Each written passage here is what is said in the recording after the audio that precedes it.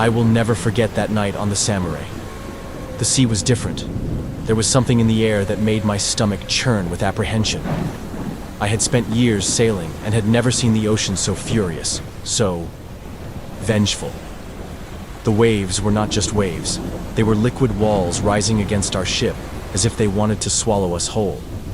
In the ship's kitchen, I tried to maintain my routine, but it was nearly impossible. The pots swung violently on their hooks, and I had to grip the utensils tightly to keep them from flying through the air. The sound of the storm was deafening, a chaotic symphony of thunder that made the ship's metal vibrate, and the rain pounding the deck sounded like thousands of stones being hurled against us. I remember looking at my wife, Kai Hong, from across the kitchen. She was paler than usual, but remained steady, organizing the ingredients for the crew's meal. We were responsible for feeding 25 men, and even amid the chaos, we knew they would need energy to face that night. The ship's movements were so violent that I had to brace myself against the counter every few seconds. The rocking was not rhythmic as it usually was in storms. It was erratic, as if something were pushing the ship in unpredictable ways. I could hear the raised voices of the crew on deck, orders being shouted through the gale, and the constant groaning of metal being tested beyond its limits. The captain had passed through the kitchen about half an hour earlier, drenched and wearing an expression I had never seen on his face in all these years. He tried to maintain his composure, but I noticed the tremor in his hands as he took the cup of coffee I offered him. "Stay alert," he said. "This is no ordinary storm." I was chopping some vegetables when I felt it. That first impact that would change our lives forever. It was as if something massive had struck the ship's hull. The force was so brutal that I was thrown against the stove, knocking over pots and pans. The sound was unlike anything I had ever heard in all my years at sea. It wasn't the noise of a wave or something breaking. It was something far more terrifying. Kai Hong screamed from across the kitchen, and for one terrifying moment, I lost sight of her amid the chaos of scattered utensils and food. I crawled across the unstable floor until I reached her, grabbing her hand tightly. The ship kept shaking, but now in a different way, as if something were deliberately rocking it. The screams we began to hear from the deck were no longer just orders or warning calls. They were screams of pure terror. Experienced men, who had faced the worst conditions the sea could offer, were now crying out like frightened children. The panic in their voices made my blood run cold. I tried to stand up, still holding on to Kai Hong, when another impact struck the ship. This time, I felt as if we were being lifted out of the sea, suspended for a few seconds that felt like an eternity. The lights flickered, and for a moment, we were in total darkness, illuminated only by the lightning flashing through the small windows of the mess hall. That was when we heard it, that roar that still echoes in my nightmares. It was unlike anything I had ever heard before. It wasn't thunder. It wasn't the sound of metal twisting. It wasn't the noise of the sea. It was something alive, sinister, and ancient. Something that should not exist in our modern world of steel ships and technology. The mess hall, which had always been my domain, my place of control and order, had become complete chaos. Broken dishes covered the floor, mixed with food and water seeping in from a crack I couldn't locate. The smell of the ocean blended with the spilled spices, creating a surreal perfume of destruction. I finally managed to stand up and helped Kai Hong to her feet. Our legs trembled, not just from the ship's violent movements, but from the fear that now consumed us completely. Through the windows, we saw lightning illuminate the black sky, and for a fraction of a second, I thought I saw something moving in the water, something too big to be real, something my mind refused to process. More screams came from the deck, now accompanied by the sound of running footsteps and metal twisting. The entire ship groaned, a long, agonizing sound that seemed to come from the very depths of the vessel. I felt the floor beneath my feet tilt in a way no ship should ever tilt. And at that moment, I knew something terrible was about to happen. I clutched Kai Hong tighter, and together, we moved toward the mess hall door. Every step was a struggle against gravity and against the fear threatening to paralyze us. The hallway was dark, lit only by the flashes of lightning streaming through the portholes. The water had already reached our ankles, and the salty smell was growing stronger. The roar sounded again, closer this time. making the walls vibrate. The sound reverberated through our bodies, so deep and powerful that I felt my bones tremble. It was in that moment that I realized we were no longer just fighting a storm. We were facing something that defied all logic and reason, something rising from the depths to reclaim what it considered rightfully its own. With Kai Hong by my side, we emerged onto the deck, and the scene before us surpassed any nightmare I had ever had. The rain struck us like icy needles, and the wind howled with terrifying fury. But that wasn't what made my heart nearly stop. It was what I saw rising from the stormy waters. The creature emerged like a living mountain, its serpentine body rising from the waves to an incredible height. The black scales covering its body were the size of cars, gleaming ominously with every lightning strike that tore through the sky. Water cascaded down its form, and when it opened its jaws, it revealed rows of teeth that looked like ancient swords. But it was its eyes that paralyzed me. Two golden orbs, larger than the ship's lifebuoys, glowing with an ancient and cruel intelligence. In that moment, every story my grandmother had told about the sea dragon from Chinese mythology became real. It was no longer just a legend meant to scare children. It was a living, breathing force of nature, roaring before us. The crew reacted chaotically. Some men fell to their knees, frozen in terror. Others ran frantically, searching for something, anything that could defend us. I saw the navigation officer firing flares toward the creature, the red lights appearing like mere fireflies against the enormity of the sea monster. The dragon responded with a roar that made the very air vibrate. The sound was like 1,000 thunderstorms combined, mixed with something deeper and more ancient, a sound carrying the weight of millennia. I felt Kai Hong squeeze my hands so tightly that her fingers turned white. Her prayers in Mandarin were lost in the chaos of the storm. Then came the first direct attack. The creature's tail sliced through the air like a massive whip, striking the side of the ship with devastating force. The impact was so violent that it tore part of the structure away as if it were paper. I saw bodies being flung into the sea, their screams lost to the storm. The ship tilted dangerously, and water began to flood the deck in torrents. The captain was still trying to maintain some order, shouting commands through the megaphone, but his voice trembled. The dragon moved again, its body slithering through the air in a way that defied physics. Its scales reflected the lightning like a black mirror, creating a terrifying spectacle of light. Amid the chaos, I spotted a lifeboat still secured to the side of the ship. A French sailor, Jacques was his name, as I later found out, was struggling with the ropes holding the boat in place. Without thinking twice, I pulled Kai Hong in that direction. Every step was a battle against the tilted deck and the waves sweeping across the surface.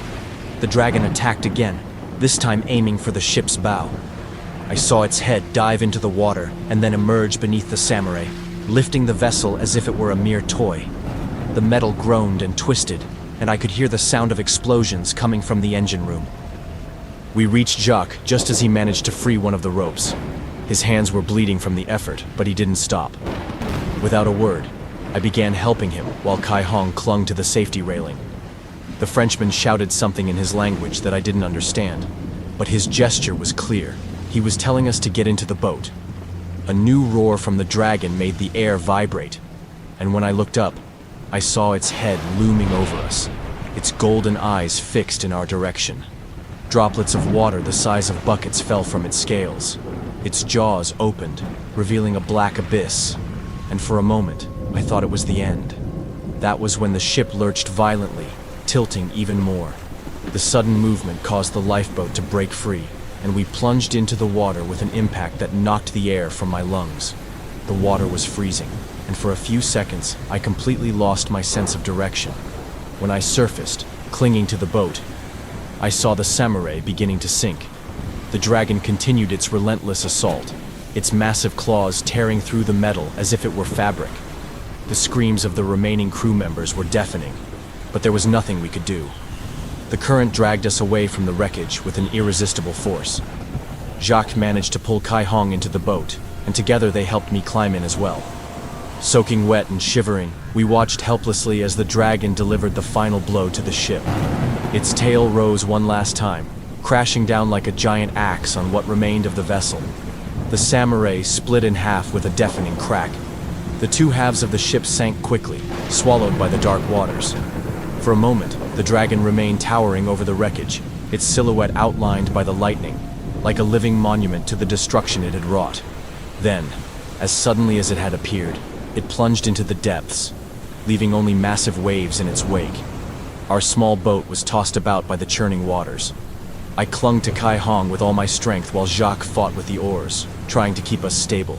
The storm continued to rage around us, but now it seemed almost insignificant compared to the horror we had just witnessed. The storm pushed us through the darkness for what felt like an eternity. I held Kai Hong tightly against my chest, feeling her body tremble uncontrollably. Whether from cold or fear, I could no longer tell. Jacques rowed when he could, but for the most part, he just tried to keep our small boat stable against the relentless waves. When the first ray of sunlight finally broke through the clouds, it was as if the sky itself was offering us a chance at survival. The storm was beginning to subside, and that was when we saw the island. A stretch of land covered in green, rising on the horizon like a promise of salvation. Jacques gathered his last reserves of strength to row toward the shore, while I used a piece of wood as an improvised paddle. As soon as the boat ran aground on the sand, we collapsed in exhaustion. The beach was narrow, bordered by dense vegetation that rose like a green wall before us. We lay there for a long time, simply feeling the sand beneath our bodies and listening to the sound of the waves, the same sound that now filled us with dread. Jacques was the first to stand, staggering slightly. "We need to find fresh water," he said in English, his French accent thick, "and a safe place to spend the night." He was right, of course. Despite the terror that still consumed us, our bodies cried out for basic needs: water, food, shelter. Years of working as a cook had given me valuable knowledge about natural ingredients. While Jacques explored the coastline in search of a suitable campsite, I led Kai Hong through the vegetation, looking for fruits I recognized as safe. We found some trees laden with coconuts, and soon after, we discovered a cluster of wild banana trees. The real gift came when we followed the sound of running water and found a small spring bubbling up between the rocks. The water was crystal clear, and after a few cautious sips, we confirmed it was drinkable. Kai Hong wept as she drank, the first tears she had shed since the attack, as if her body had only now allowed her that release. In the days that followed, we established a survival routine. Jacques proved to be skilled at building, using branches and palm leaves to create a rudimentary shelter that protected us from the rain and night dew. I managed to improvise some cooking utensils using coconut shells and bamboo, and we developed a system to collect and store rainwater. Kai Hong kept busy maintaining a small garden with some edible plants we had found, but at night, her nightmares kept her awake. She would cry out in her sleep, reliving the moment the dragon emerged from the water. I held her in those moments, whispering comforting words in Mandarin, though I knew no words could erase what we had witnessed. Jacques kept a fire burning every night. "To keep animals away," he said. But we all knew the real reason was the comfort that light brought us in the darkness. We sat around the fire, sharing stories of our past lives, as if speaking of the past could help us forget the present. During the day, we took turns with our tasks. While one of us fished using an improvised spear, another collected fruit or kept the fire going. The third always stood watch, scanning the horizon, both in hopes of a possible rescue and out of fear of seeing that serpentine form emerge from the waters once again. The days dragged on, each one the same as the last. Our only way of marking time was by carving small notches into a tree trunk near our shelter.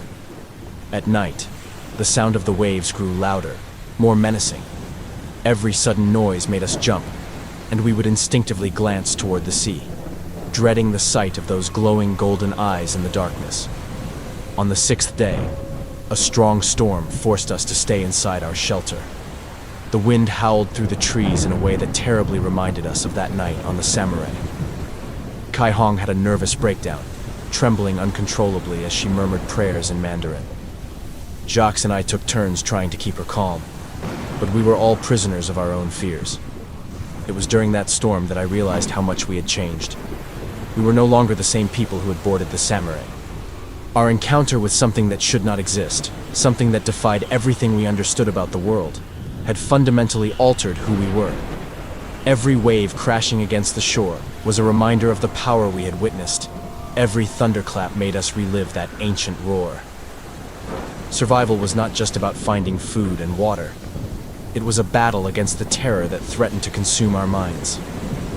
During the day, we kept ourselves busy with practical tasks, but at night, when silence fell over the island, each of us faced our own demons. The ocean, which had once represented my livelihood and my freedom, was now a constant source of fear and anxiety. The seventh day dawned with a different clarity. I was picking fruits near the beach when I spotted something on the horizon, the unmistakable silhouette of a ship. For a moment, I was paralyzed, my brain struggling to process whether that was real or just another hallucination born from desperation. Jacques was the first to react, running along the beach and waving frantically. Kai Hong began piling dry branches, and together we lit a large bonfire. The smoke rose in a thick column against the blue sky, and after minutes that felt like hours, we saw a light signal coming from the ship. They had seen us. It was a Chinese Navy ship, as we discovered when the rescue boat reached the shore. The officers looked at us with a mix of astonishment and relief. We were the first survivors found from the samurai, and our deplorable state spoke for itself about the days we had spent on the island. On board the rescue ship, we were separated and interrogated individually. I told everything: the attack, the dragon, our escape, and survival. I saw the disbelief in the eyes of the officer taking my statement. When I mentioned the creature's golden eyes, he stopped writing and looked at me as if I had lost my mind. Jacques and Kai Hong faced the same skepticism. The officers attributed our story to a combination of trauma, exhaustion, and hallucinations caused by salt water and the sun. The official report declared that the samurai had been destroyed by an exceptional storm and giant waves. Case closed. But something strange happened during our trip back. One night, while I couldn't sleep and wandered the deck, I overheard two sailors speaking in Mandarin. They didn't see me in the shadows, and their words froze my blood. They were talking about other ships that had disappeared in that same region in recent years. Ships that simply vanished without a trace. In some cases, wreckage had been found, twisted metal in impossible shapes, as if something monstrously strong had crushed them. Years have passed since then. I went back to working on solid ground, refusing any offers that involved sailing. Kai Hong developed such a severe fear of the sea that she can't even stay near the coast. Jacques opened his restaurant in France, leading an apparently normal life, except for the fact that he keeps a small collection of articles about mysterious disappearances at sea. I keep in touch with him through social media and occasionally video calls. We never talk directly about that night, but I know that, like me, he also monitors news about unexplained maritime incidents. And there's something I never told anyone, not even Kai Hong. Sometimes, during particularly strong storms, when the thunder shakes the windows of my house, I hear something different mixed with the sound of the rain. A deep and distant sound, like a call coming from the depths. Even more disturbing was what I found last week, hidden in a small antique shop in Shanghai.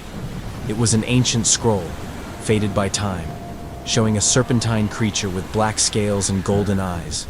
The date on the document was over 1,000 years old, but what made me buy the scroll right away was one specific detail. Around the creature, the artist had drawn small objects floating in the water.